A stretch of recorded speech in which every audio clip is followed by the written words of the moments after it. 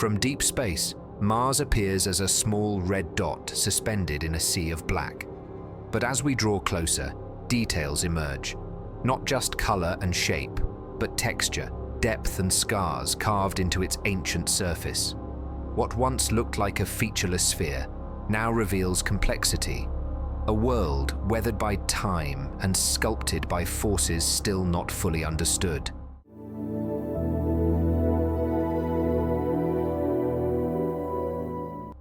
The planet's thin atmosphere gives way to sprawling canyons, extinct volcanoes, dust storms that can swallow continents, and icy polar caps.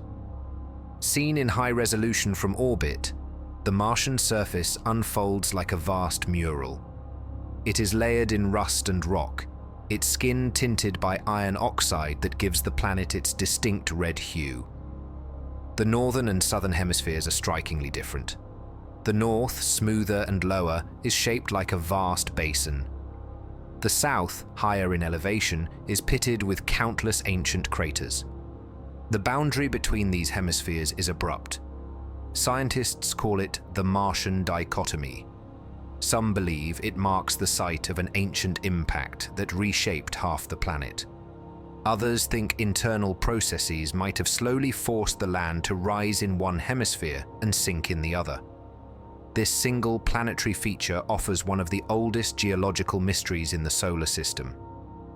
Across the equator stretches a scar so vast it could engulf the entire continental United States. This is Valles Marineris, a canyon system thousands of kilometers long and up to 7 kilometers deep. It dwarfs Earth's Grand Canyon in both scale and age. Some believe it formed as Mars cooled and its crust cracked. Others suggest tectonic activity and erosion by wind, or perhaps even ancient water helped expand these chasms. Hovering west of the canyons lies a cluster of giant volcanoes, the largest in the solar system. The most imposing among them is Olympus Mons. It rises 22 kilometers high, nearly 3 times the height of Mount Everest. Its base stretches wider than the entire country of France. From orbit, its massive caldera and gentle slopes dominate the surrounding plains. Formed over billions of years through repeated lava flows, Olympus Mons stands as a frozen monument to the planet's volcanic past. These highlands are part of the Tharsis bulge, a massive volcanic plateau. Some of Mars's most powerful geological events originated here. The weight of the Tharsis region may have helped fracture the crust, creating features like Valles Marineris and influencing the planet's overall shape. Swinging northward, the polar regions come into view. Capped with layers of water ice and frozen carbon dioxide, these ice caps grow and shrink with the seasons. In summer, the carbon dioxide sublimates, revealing bright, white water ice. In winter, it returns, coating the poles in frost. Beneath the layers, hints of past climate cycles are preserved, much like rings inside a tree. In high-resolution images, spiral troughs swirl across the caps, carved by wind and possibly flowing ice. Some regions even show signs of collapse or dust layering, offering subtle clues to the Martian climate's long-term behavior. Satellites in orbit have scanned beneath the surface with radar, revealing layered deposits that span millions of years of Martian history. Dust devils roam the flatlands near the equator, casting long shadows in satellite imagery. These towering columns of wind churn across the surface, kicking up reddish dust and exposing darker material beneath. They offer scientists a glimpse into active weather systems, even in this thin atmosphere. In time-lapse imagery, they crawl across the land like silent, twisting serpents. From a distance, the atmosphere looks serene, but this calm is deceptive. Mars is home to some of the largest dust storms in the solar system. Sometimes they are regional, covering a single basin or crater. Other times, They grow until they envelop the entire planet in haze. During these events, even orbiters lose visual contact with the ground. For rovers on the surface, the skies darken, temperatures drop, and solar panels struggle to absorb light. In this opening chapter, the red planet is introduced not as a lifeless rock, but as a world shaped by dynamic processes, not in the sense of life or vegetation, but in the slow breathing of planetary systems. Air that flows, dust that moves, ice that melts and freezes, volcanoes that once raged with lava. It is a world that has evolved, and one that still holds secrets within its frozen crust and dusty plains. For centuries, Mars was merely a myth, a bright light in the sky. But through high-resolution lenses, through color correction and composite imagery, we now see it for what it truly is: a planet of silence, scale, and subtle beauty. A world not so different from our own in its beginnings, but profoundly altered by time and fate. And yet, for all the data, for all the photography and scanning, Mars remains elusive. We know its rocks, its atmosphere, its elevation maps down to the meter. And still, we wonder what it once was, and what it might become. To the western hemisphere of Mars, a towering structure rises from the planet's rust-colored plains. It stretches so high that it curves with the curvature of the planet. This is Olympus Mons, the tallest volcano in the solar system. It stands as a silent colossus, an ancient monument to the fiery past of a once geologically active world. Measuring nearly 22 kilometers in height, Olympus Mons is almost 3 times taller than Mount Everest. Its base stretches over 600 kilometers across, about the size of the entire state of Arizona. But despite its staggering dimensions, Olympus Mons is a gentle giant. Its slopes are gradual, barely rising more than 5 degrees, formed by the slow, steady eruption of lava over millions of years. From high-resolution orbital images, its massive size is undeniable. The summit is crowned with a large caldera, a collapsed crater roughly 70 kilometers wide. This caldera isn't a single depression, but a complex of overlapping collapse pits formed as the ground gave way beneath it, after repeated eruptions drained the magma chambers below. The surface of Olympus Mons is marked by ridges, lava channels, and strange scalloped edges known as the aureole. These radial features extend outward from the base, creating a ragged perimeter that seems to melt into the plains. Theories suggest these formations were shaped by massive landslides, or by the spreading of the mountain's enormous weight on a soft foundation. Some believe ancient glacial activity may have interacted with lava flows to create these patterns. Unlike the steep, explosive volcanoes found on Earth, Olympus Mons is a shield volcano. It built its towering structure through long-lasting, low-viscosity lava flows that crept slowly across the terrain, cooling and layering upon themselves. These flows spread over vast distances, explaining the mountain's tremendous footprint and gentle incline. What makes Olympus Mons even more remarkable is its preservation. Unlike Earth, Mars lacks tectonic plates. This means that a single hotspot beneath the crust can pour lava in one place for hundreds of millions of years without the crust shifting beneath it. On Earth, tectonic movement carries volcanoes away from their magma sources, forming chains like the Hawaiian Islands. On Mars, stationary crust allowed Olympus Mons to grow taller and wider than any volcano could on our own planet. The surrounding region, known as the Tharsis Rise, is home to several other giant volcanoes, including Ascraeus Mons, Pavonis Mons, and Arsia Mons. These 3 form a near-perfect line stretching along the equator. They too are massive, though none rival the scale of Olympus Mons. From orbit, their shadows stretch across the landscape, revealing their height and shape against the surrounding plains. Together, these volcanoes hint at a violent past. They suggest that Mars was once a world with intense internal heat, where molten rock pushed through cracks in the crust, reaching the surface in slow waves. But today, they sit dormant. No plume, no ash, no tremors.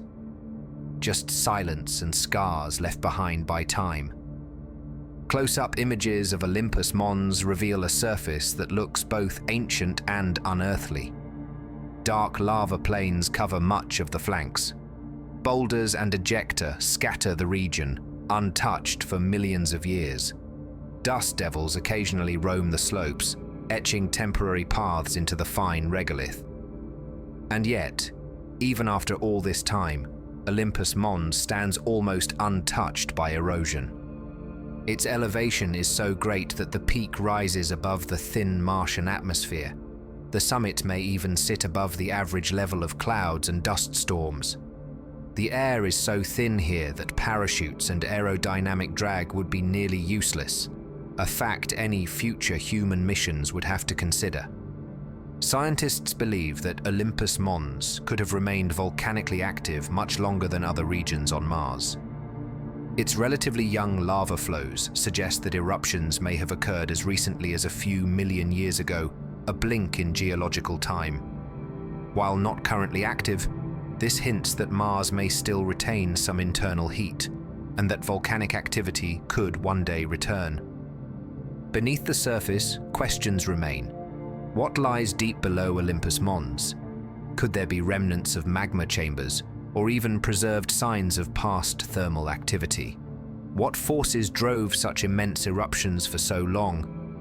And how did a planet as small as Mars produce a structure of this scale? Satellite data continues to offer insights. Infrared scans measure surface temperatures, while radar pulses probe the interior layers.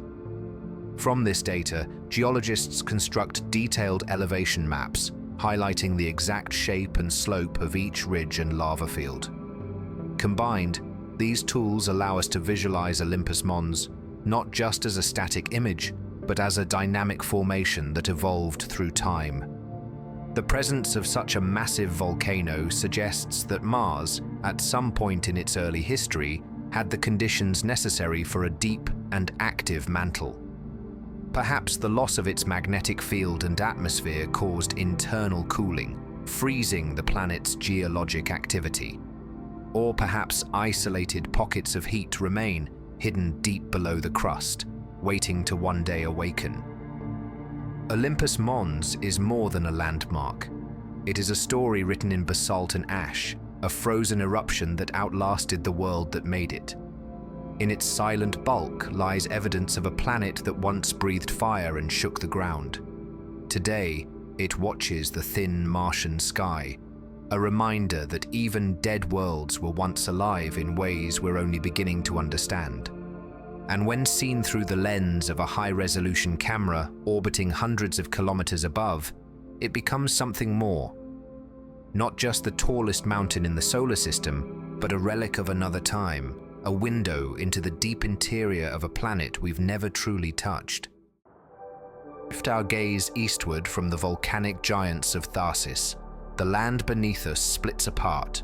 Like a wound stretched across the planet's surface, it cuts deep and runs long. This is Valles Marineris, the grandest canyon system in the solar system. Stretching over 4,000 kilometers in length, it's as long as the continental United States and up to 7 kilometers deep. No canyon on Earth compares in scale, depth, or mystery. In high-resolution images, its walls are jagged and eroded, layered with time. The terrain plunges downward into darkness, revealing strata that span billions of years. At its widest points, Valles Marineris expands to over 200 kilometers across. If placed on Earth, it would stretch from New York to Los Angeles, and parts of it would swallow the entire Himalayas within its depths. But this canyon did not form from a single event. It is not the product of water erosion, like many of Earth's valleys. Instead, it was likely born from the slow stretching and cracking of Mars' crust, pulled apart by the sheer weight of the Tharsis volcanic region to the west. As the planet's lithosphere bulged and shifted, it fractured like dried clay. Over time, these fractures deepened, widened, and evolved into the complex system we now call Valles Marineris. Some parts of the canyon are simple trenches, straight and narrow. Others open into vast, collapsed regions called chasmata, chaotic zones where the crust crumbled inward. Images reveal landslides frozen in time, massive cliffs with boulders resting at their feet, and sedimentary deposits that hint at ancient processes no longer at work. In certain segments, the walls are so steep they cast shadows that stretch for kilometers, creating surreal contrasts of light and dark that move as the sun passes overhead. This system includes smaller canyons with names like Melas Chasma, Candor Chasma, and Ophir Chasma. Each of these sub-regions carries its own history, revealed through unique textures and colorations. In Candor Chasma, orbital images show bright streaks of sulfate deposits, minerals that often form in the presence of water. These layered sediments appear in vivid shades of red, yellow, and white, hinting at possible ancient lakes or underground water activity. Melas Chasma, the deepest part of the canyon, reaches nearly 11 kilometers below the surrounding plains. High-resolution scans show possible terraces and platforms within the chasm, like the remnants of shorelines or step-like collapses formed by slow tectonic shifts. These features are among the most studied on Mars, as they may preserve clues about how water once moved across the planet's surface, or beneath it. Farther east, near the canyon's tail, we find regions like Acus Chasma and Chaos Terrain. Here, the land looks torn and unstable. Massive blocks of rock appear to have shifted and rotated, as if dropped from above. Some scientists believe this chaotic terrain may have been caused by the sudden release of subsurface water or ice, which caused the surface to collapse violently. Others propose that volcanic or seismic activity could have triggered these cataclysmic events. Above and around Valles Marineris, the Tharsis region rises like a great plateau. It is the heart of Mars' volcanic system, where the planet's greatest mountains, Olympus Mons, Ascraeus Mons, Pavonis Mons, and Arsia Mons, stand in alignment. This linear pattern is no coincidence. It marks a massive tectonic fracture, a deep-seated fault system that once channeled molten rock from the planet's interior. The Tharsis bulge itself is over 5,000 kilometers across and several kilometers high. Its weight is so great that it may have tilted the entire planet's axis over time. The sheer size of this volcanic region has influenced Mars's climate, crust, and hydrology for billions of years. High-resolution gravity maps from orbiters show how the mass of Tharsis distorts the planet's gravitational field, altering the paths of orbiting satellites and affecting the subsurface pressures beneath. In some ways, Tharsis is the reason Valles Marineris exists at all. As lava accumulated over millions of years in the west, the weight pushed downward, causing the crust to stretch and tear farther east. The pressure created enormous fractures that opened into vast canyons. It's a planetary scale chain reaction, volcanoes forming in one place and the land splitting apart in another. Even today, the region remains geologically compelling. Satellite imagery captures fine details, cracks within cracks, sediment flows, and the scattered remnants of landslides frozen in time. Dust storms sweep across the surface, depositing fine particles along the canyon walls and occasionally revealing older, darker layers underneath. The shifting light at sunrise and sunset reveals contours invisible at midday, while infrared sensors map temperature differences between rock, dust, and ice. This region, Valles, Marineris, and Tharsis, is like an open book of Martian history. Each layer of sediment, each boulder tumbled down a slope, each collapse of chaotic terrain adds a chapter to that story. It is not just a place of geological violence, but also one of incredible preservation. There are no earthquakes here to erase the past, no rain to wash it away. What has fallen remains. What has cracked remains cracked. It is a place where time does not heal. And yet, despite all that we know, questions remain. Did water ever flow through these canyons? Did ancient rivers carve paths between the chasmata? Are the sulfates and sediments evidence of past lakes? Or did they form through entirely different processes? And what role did the Tharsis region play in Mars' transformation from a wet world to a dry, dusty one? The answers may lie buried within these colossal walls, or they may drift silently above them, waiting in the thin Martian air. For now, we can only observe, through images captured from hundreds of kilometers above, pieced together into mosaics of extraordinary clarity. These aren't just photographs, they are records of a planet's transformation, a glimpse into a world that cracked open from the inside and never closed again. As we pull away from the canyon's edge, the scale of Mars begins to settle in. Here, even the planet's scars dwarf anything Earth has ever seen. And still, deeper wonders lie ahead. Dust settles from the highlands of Tharsis and the great fractures of Valles Marineris. We descend toward a quieter place. It is neither as tall nor as vast, yet within its circular rim lies the most compelling evidence that Mars was once a world of water. This is Jezero Crater, an ancient impact basin roughly 45 kilometers wide, located just north of the Martian equator. It is here that the Perseverance rover now explores, and it is here that a river once flowed, billions of years ago. From orbit, the structure of Jezero is clear. A fan-shaped deposit juts into the crater from its western edge. This is the remnant of a river delta, one of the most complex and well-preserved examples found on Mars. High-resolution images reveal intricate layers and branching channels, each one carved by the slow movement of water. It is a frozen signature of life's favorite element, preserved in rock for over 3 billion years. The delta enters from a gap in the crater's wall, a breach that once served as the mouth of an ancient river. Scientists believe this river originated in the highlands far to the west, bringing with it sediment, minerals, and possibly even organic material.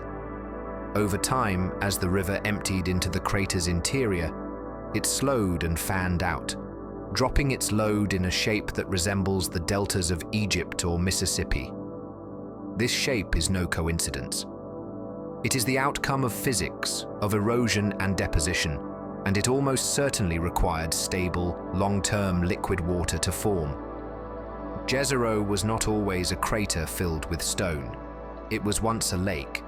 Scientists estimate that it could have held a shallow body of water for millions of years. Satellite data has identified clay minerals within the delta, the kind that only form in the presence of water. These clays act like time capsules, preserving whatever may have been present during their formation, including, potentially, microscopic traces of life. It is for this reason that Jezero was chosen as the landing site for NASA's Perseverance rover. This mission is not just about geology, it is about astrobiology. Perseverance was sent here to search for biosignatures, the chemical or structural clues that might hint at past microbial life. And if life did exist on Mars, Jezero Crater is one of the most likely places where it could have been preserved.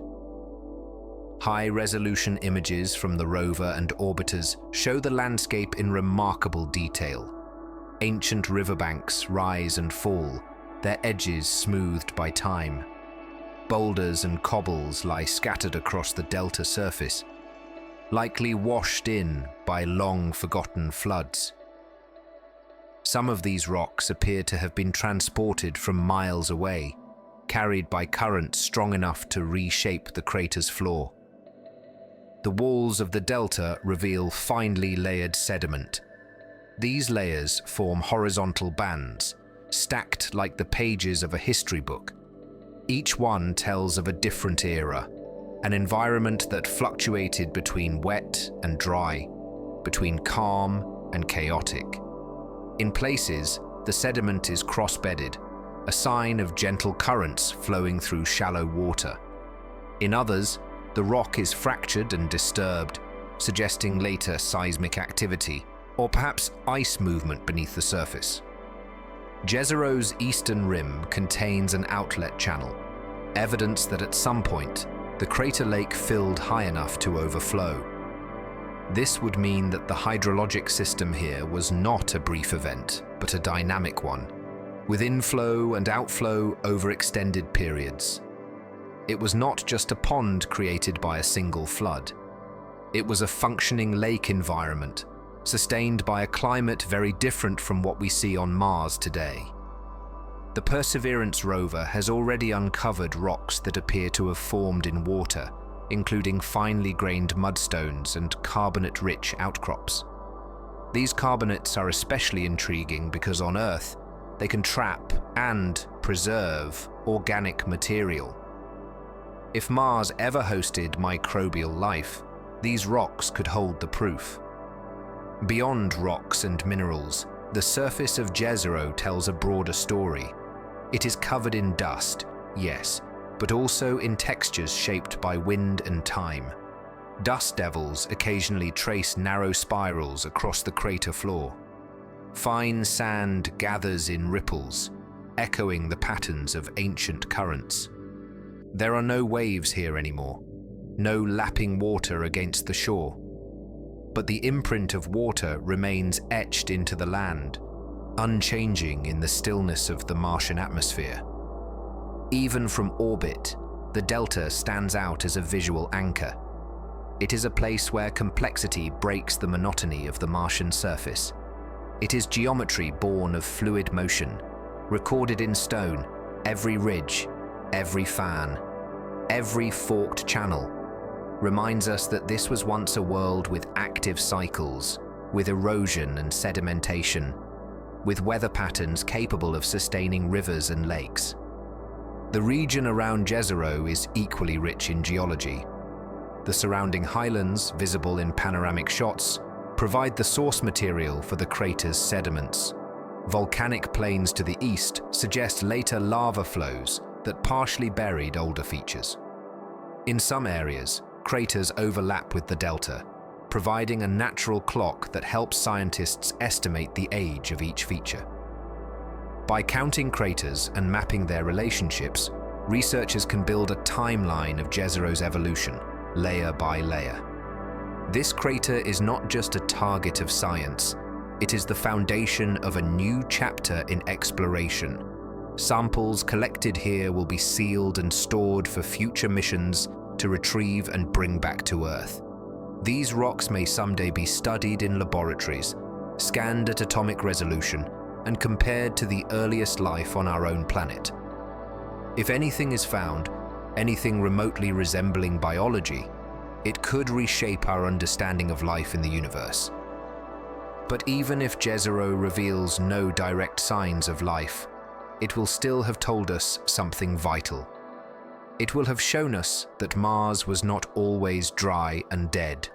It will have confirmed that conditions once existed for rivers to flow and lakes to form.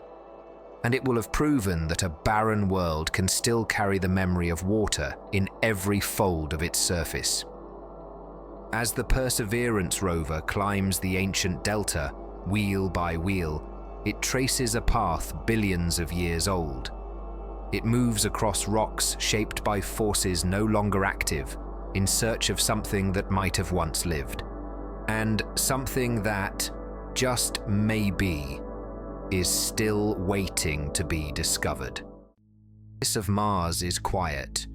The sky is thin, and no sound carries far. But moving slowly through this silence is a six-wheeled machine.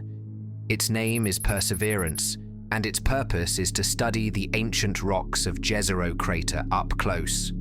Not from orbit, but from the ground itself. Where satellites see landscapes, Perseverance sees grains, fractures, and textures. It examines the surface one stone at a time, gathering details too fine for any eye above to detect. It landed in February of 2021, touching down gently on the flat floor of Jezero. The moment its wheels met the ground, a new era of exploration began. Unlike its predecessors, Perseverance came equipped not only to observe, but to collect. It carries a sample caching system, tiny tubes that can be sealed and left behind for a future mission to pick up. These tubes are now being filled with rock cores drilled from Martian bedrock. Each sample begins with a choice. The rover scouts a site, then extends its robotic arm toward the surface. Mounted at the end of this arm is a suite of tools: a rotary percussive drill, a camera called What's On, and sensors that examine texture and composition. When the drill bores into the rock, it captures a cylinder no thicker than a finger. This piece of Mars, untouched for billions of years, becomes part of humanity's first interplanetary geological collection. What kinds of rocks has Perseverance found? Primarily igneous and sedimentary. Some rocks appear to have formed in the presence of water, fine-grained mudstones layered by slow deposition. Others are more volcanic, likely shaped by lava flows long after Jezero's lake dried up. In certain areas, the rover has uncovered carbonates, a type of mineral that can trap and preserve organic molecules. These are the most exciting to scientists searching for signs of ancient life. The rover's instruments analyze each core before and after drilling. One of them, called Sherlock, uses ultraviolet lasers to scan rock surfaces for organic compounds. Another, called Pixel, maps the chemical composition at microscopic scales. The data returned reveals not just what a rock is made of, but how it may have formed, and whether it was ever part of a habitable environment. Perseverance also listens. Its supercam microphone records the subtle sounds of wind, grit under wheels, and even the pings of the laser-zapping rock surfaces. For the first time, Mars has not only been seen, but heard. And these sounds add a new dimension to our understanding of the planet's surface. When dust devils pass nearby, the rover can hear the rustle. When it scrapes across gravel, it registers the contact. The result is a sensory footprint, a catalogue of Mars, not just in sight, but in sound and touch. But Perseverance does not work alone. Flying ahead of it, scouting the terrain from above, is Ingenuity, the first aircraft to fly on another planet. This tiny helicopter has proven that powered flight is possible even in Mars's thin air. With each successful hop, it maps the ground from a bird's-eye view, helping mission planners decide where to send the rover next. It also captures images that show the rover's path winding across the desert, a metal trail against a rust-colored canvas. Together, they are rewriting the way we explore. Perseverance no longer has to guess what's over the next ridge. Ingenuity can fly up, take pictures, and return. It is a partnership of ground and sky, of machines working together to unravel Martian history.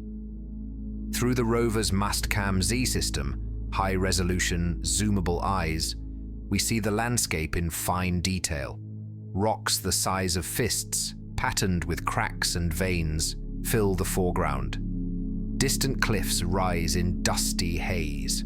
Some stones are smooth and rounded, shaped perhaps by flowing water. Others are jagged, broken, shattered by impacts or freeze-thaw cycles. In one panorama, a core sample hole stands out against the dust, a perfect circle in a block of ancient bedrock.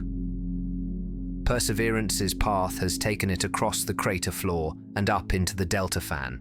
In each location, it pauses, scans, drills, then moves on. The wheel tracks it leaves behind will remain for decades, untouched by wind or rain. Mars is dry. Nothing here grows. Nothing here moves except the machines we've sent. Each rock core, once extracted, is carefully sealed. The tubes are labeled, catalogued, and stored inside the rover's belly. Some of them have already been dropped onto the surface in a special depot zone. Others are kept on board, waiting for the day when a future lander might retrieve them. Those rocks will return to Earth, where laboratories far more advanced than anything on Mars can inspect them in microscopic and molecular detail. The importance of these samples cannot be overstated.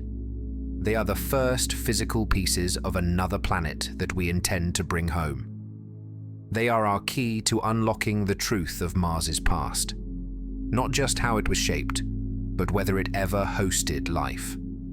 And even if life is never found, these rocks will still speak. They will tell us about climate, chemistry, volcanism, and time.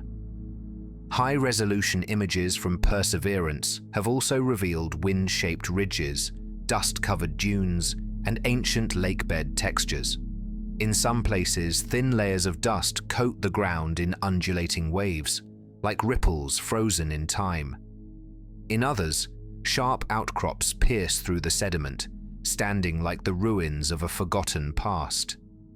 Scientists pore over these visuals. Every pebble, every fracture is studied. Where are the carbonates most concentrated? Which mineral grains are aligned? Are there signs of ancient biofilms, or just the slow processes of weathering and sedimentation? The data is dense and the interpretations careful, but every week brings something new. A pattern, a structure, a layer that changes the way we think about this place. Perseverance is more than just a robot. It is our proxy, a geologist, a chemist, a photographer, an explorer. It is a bridge between the abstract data of orbiters and the tactile truth of touching the ground. Through its cameras and instruments, we are kneeling beside the rocks of another world. We are brushing away dust and asking questions carved into stone. What was Mars like 3.5 billion years ago? What kind of sky did it have? What filled its lakes and carved its rivers? And what did it lose along the way? The answers may lie in the rock now cradled inside one of Perseverance's sample tubes. A piece of the red planet waiting quietly to speak. Perseverance, before Ingenuity ever lifted into the Martian air, another rover set out across a different crater. It landed in August of 2012, descending through the thin atmosphere with a sky crane system never before tested on another planet. This rover was Curiosity, and its destination was Gale crater. The target wasn't random. Within this ancient impact basin rises a massive mountain called Mount Sharp, a layered geological monument that holds the story of Mars's changing environment across deep time. Gale crater spans nearly 150 kilometers in diameter. Its rim is worn and eroded, but its central peak stands high and proud. Mount Sharp, also known as Aeolis Mons, rises more than 5 kilometers above the crater floor. From orbit, it appears as a dusty spiral of layers. From the ground, it looms like a desert mesa, its flanks shaped by wind and time. Curiosity touched down on the flat plains near the base of Mount Sharp in a region called Bradbury Landing.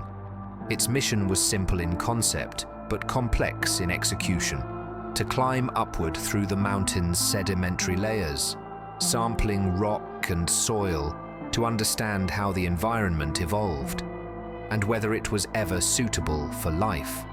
Early in its journey, Curiosity came across signs that the answer might be yes. At a site called Yellowknife Bay, the rover discovered fine-grained mudstones, rocks that form in calm water. Within these sediments, it detected clay minerals, formed when water reacts with basalt.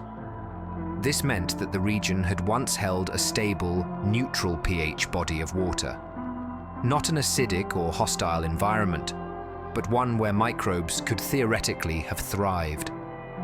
As Curiosity explored farther, it found rounded pebbles cemented into conglomerate rocks, clear evidence of ancient streambeds.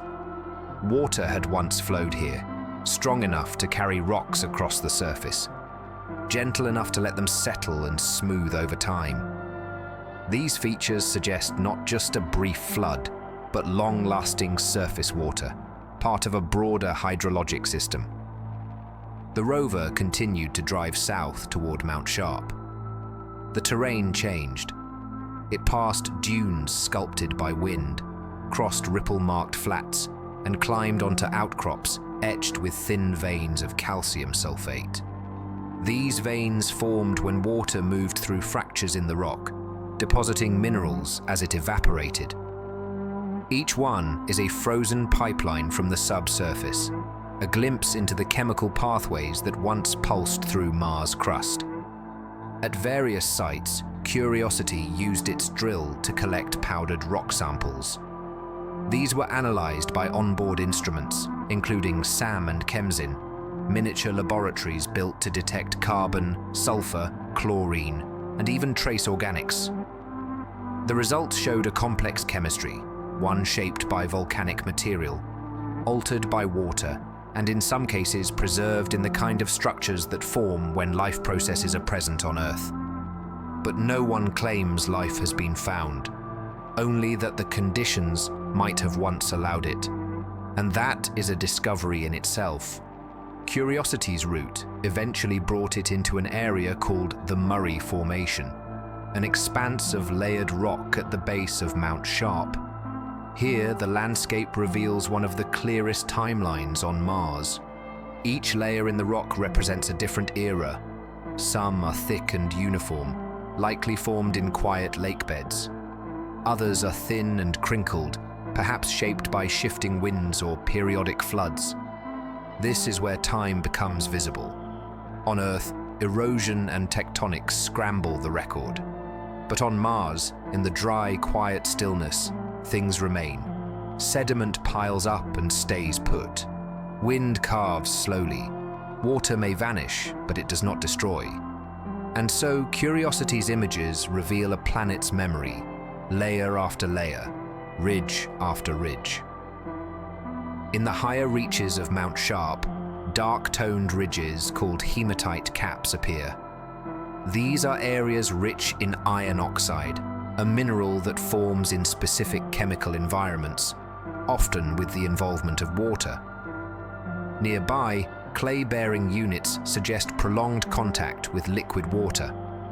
Higher still, sulfate-rich zones point to a drier phase, where evaporative processes left behind mineral salts.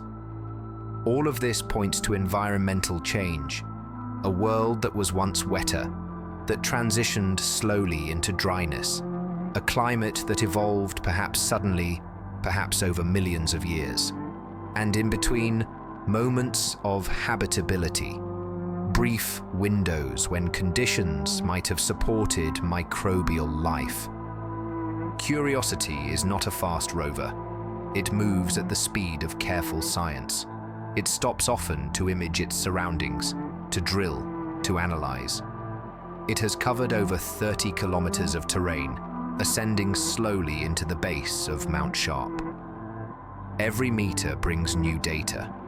Every ridge reveals new textures. And while it lacks the ability to cache samples like Perseverance, It carries the most sophisticated suite of instruments ever delivered to another planet. The rover's eyes, its mast cams, capture Mars in color. Its robotic arm reaches out to examine textures like a geologist crouching by a cliff. It listens to the crunch of its wheels. It watches the movement of sand dunes over the span of years. Its selfies, taken by its own arm, show a dusty, aging machine surrounded by endless red rock. Yet it continues, climbing, studying, surviving. Dust storms have darkened its skies. Solar conjunctions have paused its communications.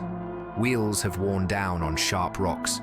And still it moves forward, frame by frame, image by image. It has become not just a rover, but a witness to the ancient story written in the rocks of Mars. The Curiosity mission has changed how we see Mars. It has shown us that geology alone can tell a story of water, of time, and possibly of life. And it has proven that even in the silence of an alien world, discovery never stops. As Curiosity climbs Mount Sharp, it brings us along, not in body, but in sight and understanding. It reminds us that knowledge is built not in giant leaps, but in steady climbs, one layer at a time. Mountains and beyond the craters lies the restless surface of Mars. Though the planet is frozen and the atmosphere thin, it is not entirely still. Wind moves across the plains, lifting dust, sculpting dunes, and etching trails that disappear as quickly as they form.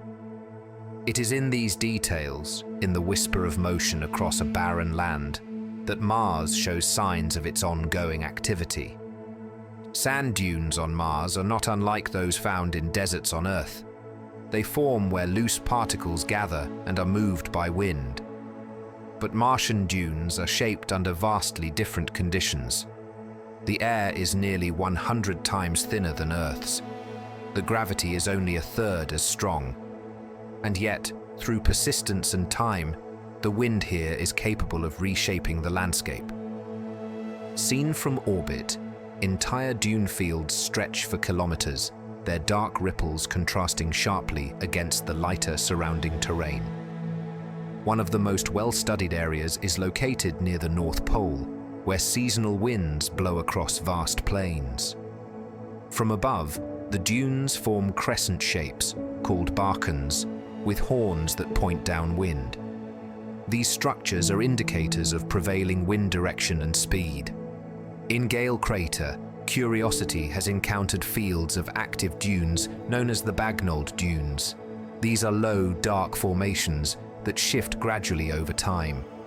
High-resolution images show ripples across their surface, tiny waves on the backs of much larger mounds. Curiosity has measured changes in their position, proving that they are slowly migrating. Not frozen, but flowing, grain by grain. Even more fascinating are the so-called mega ripples, larger than terrestrial ripples, yet still formed by the movement of sand in Mars's fragile air. These structures seem to be relics of a past era when the planet's atmosphere may have been denser and wind speeds higher. Their presence alongside more modern features suggests that the surface records events both ancient and ongoing. The color of Martian dunes varies depending on mineral content. Many are rich in basaltic sand, giving them a dark, almost black appearance. In false color images, these dunes often stand out vividly, offering a stark visual against the red or tan of the surrounding dust. In natural color, they resemble patches of cooled lava or soot-covered snow. But dunes are not the only evidence of movement. Dust devils, towering columns of spinning air, frequently cross the Martian landscape. Though invisible in still images, their passage can be detected through the trails they leave behind. Long, twisting paths etched across dusty plains show where the surface has been cleared of its fine red particles, exposing the darker ground below.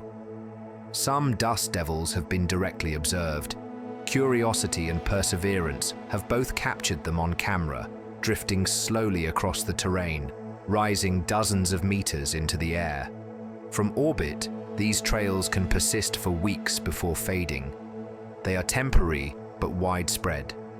Mars is a dusty world, and these gentle vortices act like miniature storms, moving sediment and cleaning surfaces. The presence of dust devils is more than just a curiosity. They help maintain the planet's delicate balance. By moving dust around, they redistribute heat, clean solar panels, and even influence atmospheric pressure on a local scale. For past missions like Spirit and Opportunity, unexpected increases in power were sometimes caused by these swirling winds, clearing accumulated dust from their solar arrays. The Martian surface is covered in dust. It clings to everything. It's electrostatically charged, sticky, and composed of fine particles ground down by eons of impact and erosion. Every boulder, every ridge carries a thin coating of this reddish powder. It softens sharp edges and fills cracks.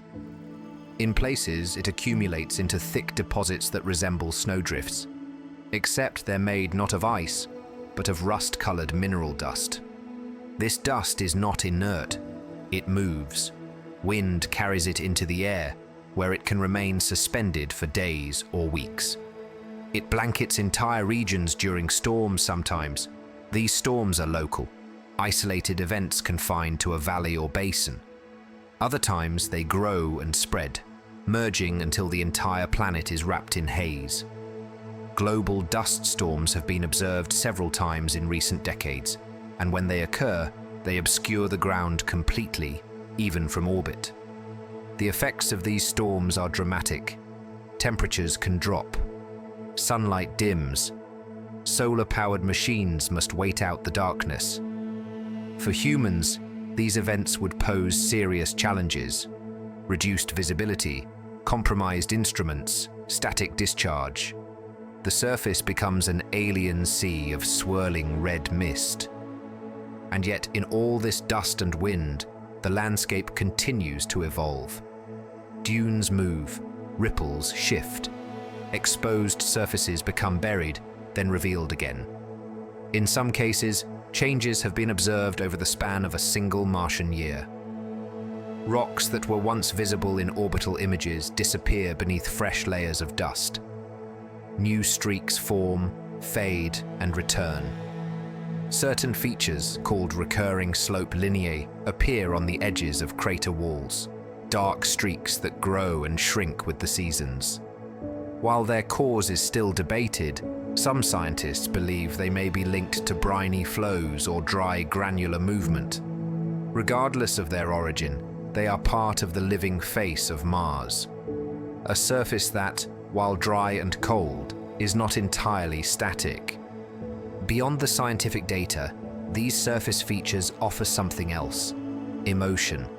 They show that even in the absence of life, a planet can breathe in its own way. It can move, it can change, and it can surprise us. For filmmakers and storytellers, the motion of dunes and dust devils adds depth to a world often portrayed as lifeless. From high above, they resemble slow waves across a silent sea. From the ground, they are textures on a canvas that never dries. Captured in high-resolution video, these movements bring Mars to life in a way that still photos cannot. They provide the illusion of time, the sense that this planet is not finished, that something is always in motion. Mars is a desert, but it is not a dead one. Its surface may be quiet, but it is never still. With each gust of wind, each shifting ripple of sand, it whispers the same message across its vast plains. Even in silence, there is change. Countless craters that cover nearly every region of the planet. These circular marks, formed by collisions with asteroids and comets, are time capsules. Each one tells a story of impact, force, heat, and sudden transformation. On Mars, craters are not simply holes in the ground. They are geological records, carved by violence and preserved by stillness. From orbit, crater fields stretch across plains and highlands alike. The southern hemisphere is especially dense, its surface among the oldest in the solar system here. In places like the Argyre and Hellas basins, we see signs of some of the largest impacts ever recorded. These basins span over 1,000 kilometers in diameter. When they were formed, the collisions would have released energy equivalent to billions of nuclear bombs, reshaping the crust and possibly altering the planet's climate. Hellas Basin is the deepest known impact structure on Mars. Its floor lies over 7 kilometers below the surrounding terrain. The basin is filled with sediment, dust, and in some areas, seasonal frost. In winter, carbon dioxide ice coats the floor, while in summer, winds sweep through, revealing dark streaks and fan-shaped deposits. It is not just a hole, it is a landscape unto itself, with ridges, channels, and signs of past erosion. Smaller craters, too, have their own significance. Some are simple bowls. Others have central peaks, terraced walls, and ejecta patterns that radiate outward like petals. When an object strikes the Martian surface, the force melts rock, throws debris into the air, and leaves behind a structure that can last for billions of years. In the absence of plate tectonics, erosion, or vegetation, these features remain almost unchanged. High-resolution images from orbiters like Histories have revealed stunning details within these craters. Boulders sit at the base of steep walls. Landslides scar their interior slopes. Some contain layered sediments deposited long after the impact. Others have been partially filled with lava, sand, or windblown dust. And some show cracks and fractures that hint at tectonic stress long after formation. Certain craters are known for their unusual features. Pangbosch crater, for instance, has exposed layers of bedrock that are often studied for their mineral content. Gale crater is famous for its appearance. It resembles a smiling face when viewed from above. And Cerberus crater, located near volcanic plains, sits amid some of the youngest terrain on Mars, where signs of recent activity may still exist. Some impact sites contain signs of past water. Within the walls of many craters lie channels, deltas, and fan-shaped deposits. These formations suggest that after the crater formed, it may have filled with water, forming a temporary lake. Sediment carried by runoff streams would settle inside, creating deposits that remain visible today. These craters become natural basins, preserving the story of both impact and hydrology. Jezero crater, now explored by the Perseverance rover, is one such example. But it is not alone. Gale crater, home to Curiosity, also shows evidence of past water. And dozens of others, less famous, yet equally important, dot the planet, waiting to be studied in more detail. The distribution and density of craters also help scientists understand the age of the Martian surface. Younger regions, such as volcanic plains in the north, have fewer craters. Older highlands are saturated with them. By counting craters in a given area and comparing their size and frequency, researchers can estimate how long a surface has been exposed. This technique, called crater counting, has been used to build a rough timeline of Mars' geological evolution. Not all craters are preserved. Some have been buried by lava flows, especially in volcanic regions like Elysium or Tharsis. Others have been partially eroded by wind, their rims softened and filled with sediment. Yet even these ghost craters, visible only in elevation data or infrared scans, contribute to the planet's record. Mars also experiences secondary impacts. When a large collision occurs, fragments of debris are thrown outward, striking the ground nearby and forming clusters of smaller craters. These groups, called secondary crater fields, can sometimes be mistaken for volcanic pits or erosion features. but careful analysis reveals their true nature. Evidence of a single massive event echoing across the land. One of the most fascinating aspects of crater studies is the possibility of subsurface exposure. When an impact occurs, it excavates material from deep beneath the surface, flinging it upward and outward. This gives scientists a chance to examine rocks that would otherwise be buried kilometers below. By analyzing ejecta patterns and crater walls, researchers can learn about the internal composition of Mars without ever drilling. Some craters have been targeted as potential landing sites for future missions. Their age, mineral content, and sedimentary layers make them valuable for studying Mars' history and its potential habitability.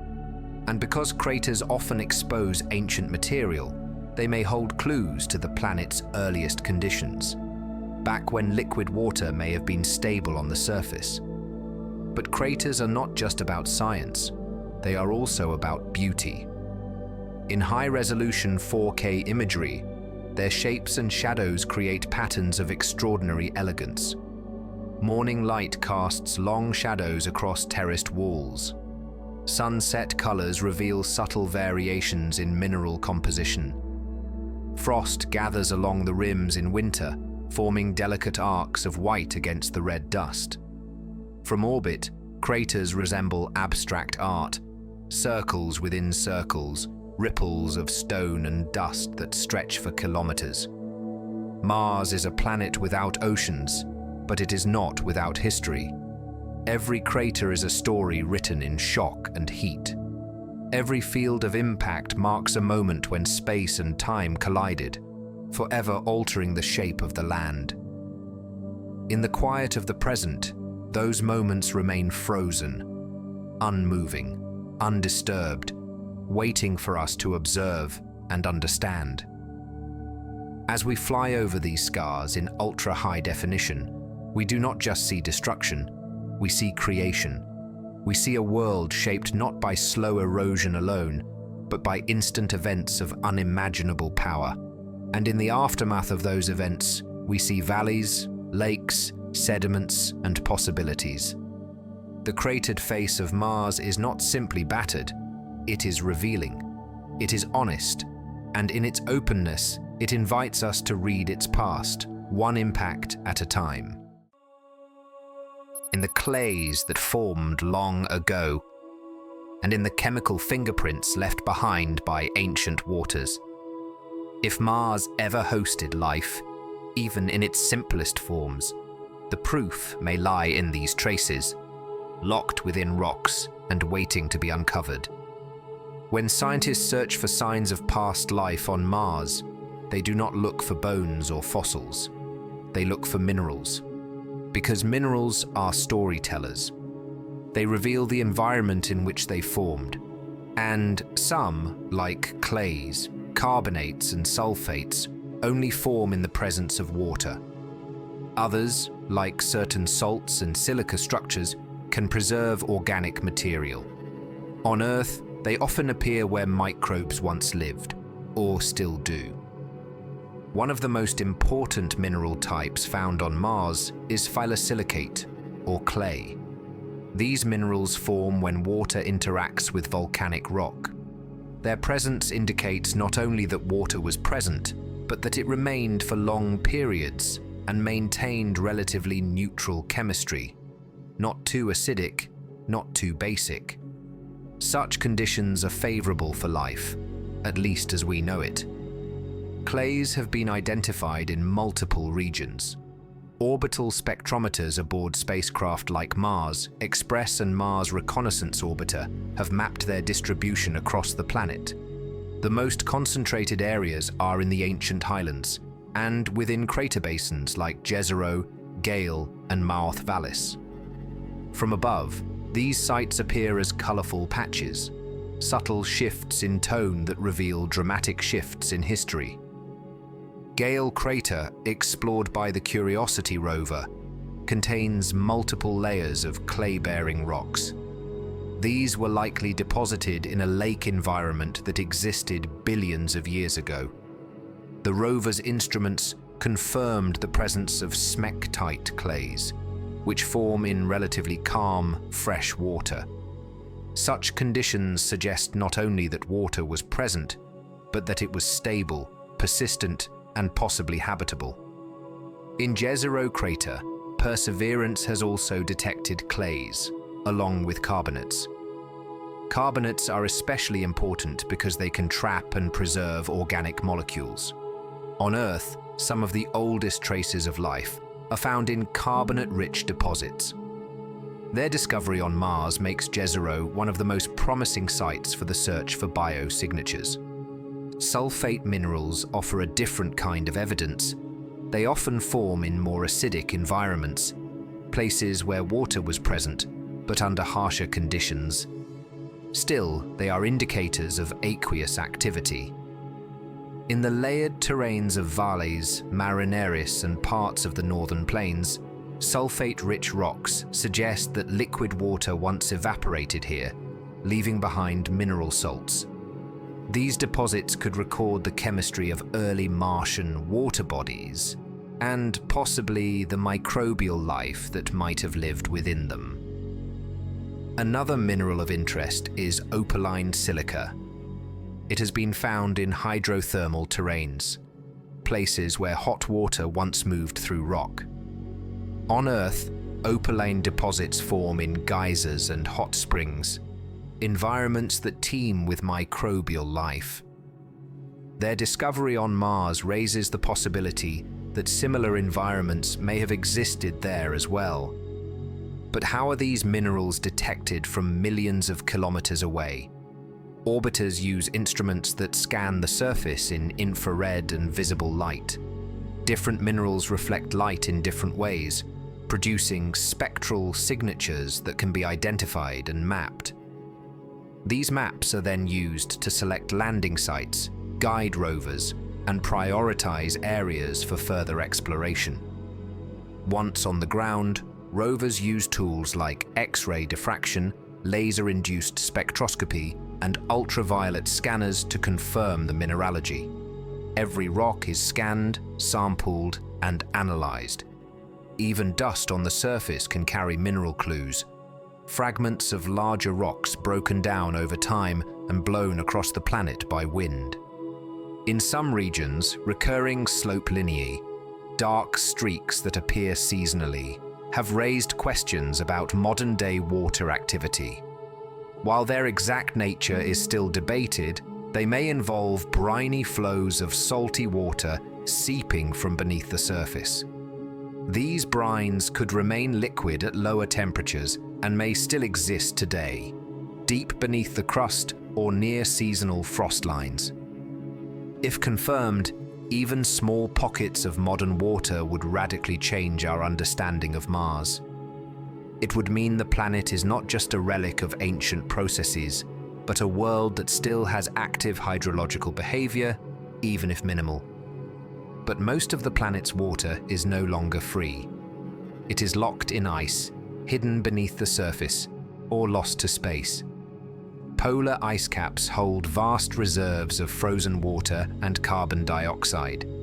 Subsurface ice has been confirmed at various latitudes, especially near the poles, but also in some mid-latitude regions.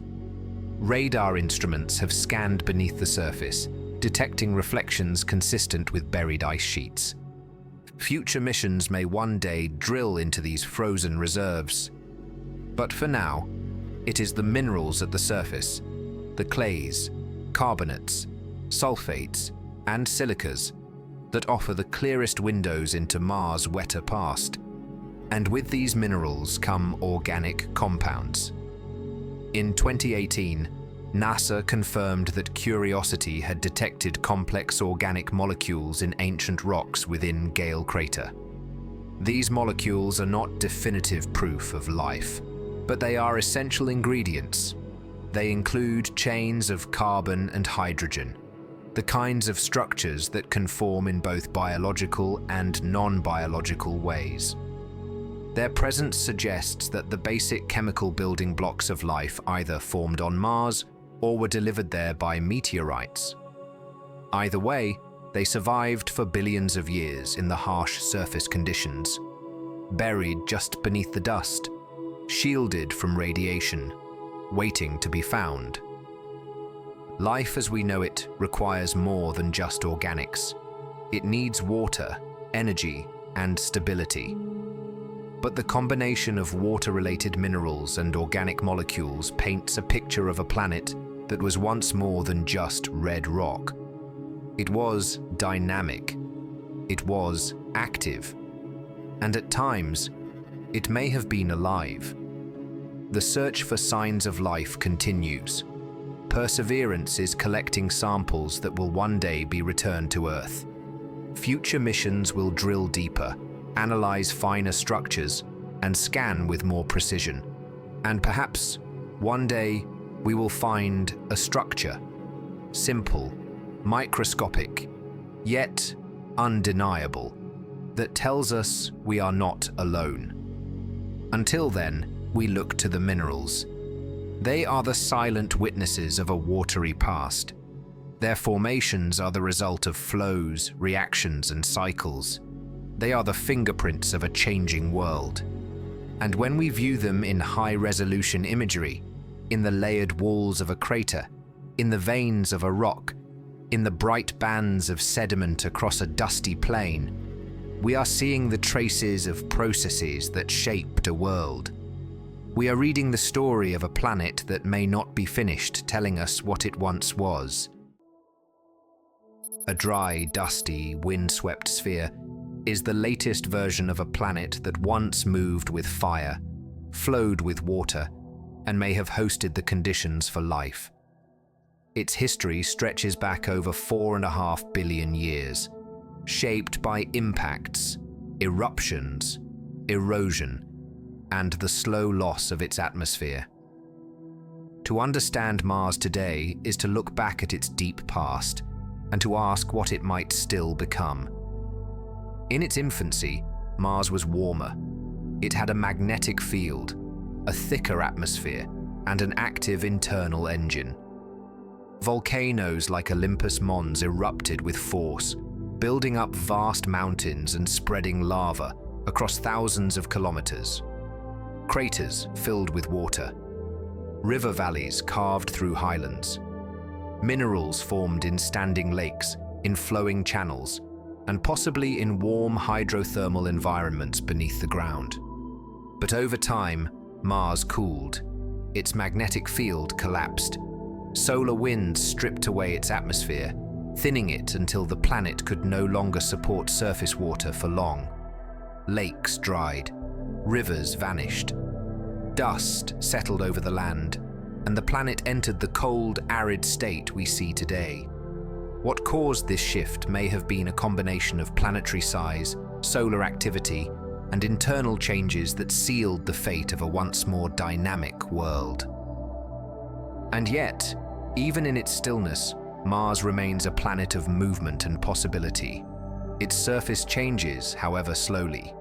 Dust devils swirl, dunes migrate, temperature shifts cause frost to gather and sublimate with the seasons. Beneath the surface, ice remains. And perhaps, in isolated regions, pockets of briny water still exist. Today, we do not just observe Mars. We explore it. We land rovers, fly helicopters, scan from orbit, and prepare for the next great step, human visitation. Robotic explorers like Curiosity and Perseverance have changed our understanding of the red planet. They've shown us sediment layers, clay deposits, ancient deltas, and organic molecules. They've taken close-up images of rocks formed billions of years ago. They've drilled into the surface and captured its sound, its dust, and its structure. Samples collected by Perseverance are intended to return to Earth, bringing real pieces of Mars into human hands. Laboratories will analyze them with tools far more sensitive than any rover could carry. We will peer into their atoms, test their isotopes, and search for the faintest traces of past biological activity. These rocks, now held inside metal tubes, may one day answer the oldest question we have. Did life ever begin beyond Earth? As we prepare for the future, missions are already in motion. Orbiters continue to map landing zones and scan for resources. Plans are developing for habitats, fuel production from atmospheric carbon dioxide, and systems to protect astronauts from radiation. Every crater and canyon studied today helps chart a path for where boots may one day step. And the appeal of Mars is not just scientific. It is emotional. It is poetic. Mars is close enough to reach, but distant enough to challenge us. Its surface is alien, but familiar. Its colors are muted, but haunting. Its silence carries the echo of a world that nearly was. One that might have been like Earth, had conditions tilted just slightly differently. Every image taken in 4K shows this contrast. Vast plains stretch into red horizons. Cliffs rise from ancient deltas. Canyons crack the crust like the dried bed of a long-lost sea. Frost glimmers at the poles. Shadows cross the rims of craters. And through all of it, a sense of stillness. Not lifelessness, but quiet. Mars offers no sound of birds, no green of plants, no running water. But it offers perspective. It shows us how worlds are born, how they change, and how they can lose what they once had. It warns us, too, about the fragility of atmospheres, the balance of climates, and the importance of planetary protection. And still, it draws us in.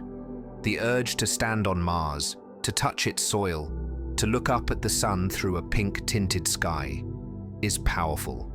Not for conquest, but for connection, for curiosity, for the desire to understand something far older and grander than ourselves. Perhaps one day, someone will walk along the edge of Valles Marineris. Perhaps they'll stand at the base of Olympus Mons and look up, unable to see the top through the haze.